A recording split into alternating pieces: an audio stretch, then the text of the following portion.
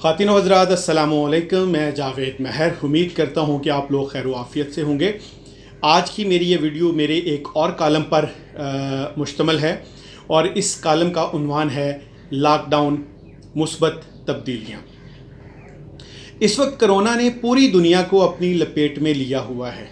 जहाँ इसने दुनिया के सूरमाओं की माईशत के बुर्ज उल्टा दिए हैं, तो वहीं पर तिब्बी सहूलियात के बुलंदोबाग दावों की कलई भी खोल दी है।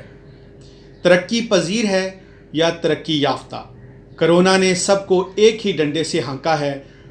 अब ये डंडा कहीं हल्का है तो कहीं ज़ोरदार, यानी एक ही सफ़ में खड़े हो गए महमूद व अयाज। ना कोई बंदा रहा ना कोई बंदा नवाज।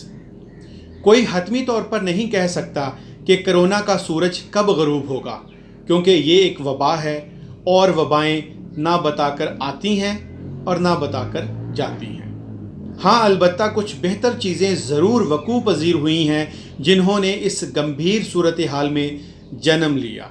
मसलन आसमान की नीलाहट गहरी हो गई है, शोर और हवाई आलूदगी कम हुई है, पानी का कुदरती हुस्न निखरने लगा है, ओजोन के सुराख की मरहम पट्टी शुरू हो गई है, जंगली हयात ने सुख का सांस लिया है, क्योंकि पहले वो कैद की साऊबतें झील रही थीं और अशरफुल मखलूक़ात आज़ाद थे। वैसे ये आज़ादी भी क्या नेमत खुदावंदी है, जो मिले तो या तो सधार पैदा होता है या बेकार। इन दिनों अक्सर देखने में आया है कि सड़कों पर अशरफुल मखलूक़ात और उसकी गाड़ियों की जगह चौपायों ने ले ली है। हमदर्दी, एहसास ज़िम्मेदारी, मोहब्बत और रवादारी के एहसासात ने मजबूती पाई है।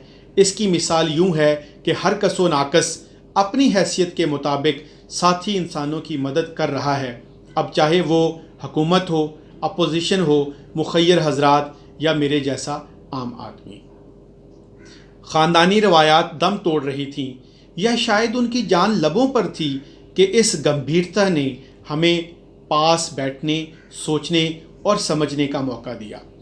एक अरसे बाद या शायद ज़िंदगी में पहली बार एहसास हुआ कि घर के लोग भी काफ़ी अच्छे हैं, लिहाजा उनसे मेल जोल रखना चाहिए।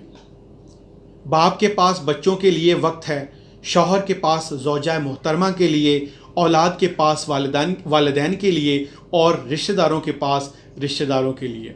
गोया सिसकियाँ लेते हुए समाजी और ख़ानदानी फैब्रिक को आबे बकाए दवाम मिल गया हो और हिजर की शब वसल में तब्दील हो गई हो।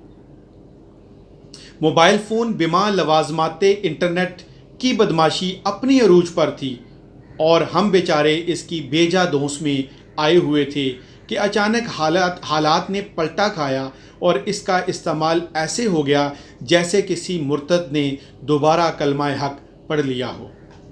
अब हम घरों से दफातर चला रहे हैं, ऑनलाइन तालीम चल रही है, ऑनलाइन रोज़गार हो रहा है, बिछड़े हुए दोस्ती और खून के रिश्ते हम कलाम हो रहे हैं, ज़रूरतमंदों की मदद हो रही है, ऑनलाइन कोर्सेज़ की भरमार है, ऑनलाइन लेक्चर्स दिए जा रहे हैं, ऑनलाइन चैनल्स बन रहे हैं। अलगर्ज ये इंटरनेट शायद पहली बार बंदे दा पुत्र बना है। सेहत का मैदान एक उजड़ी हुई बेवा का सा समा पेश कर रहा था, जिसे इस नाजुक सूरत हाल में एक कंधा मिला है। हालांकि ये कंधा अभी नातवां ही है, लेकिन डूबते को तिनके का सहारा भी बाज़ औक़ात काफ़ी होता है।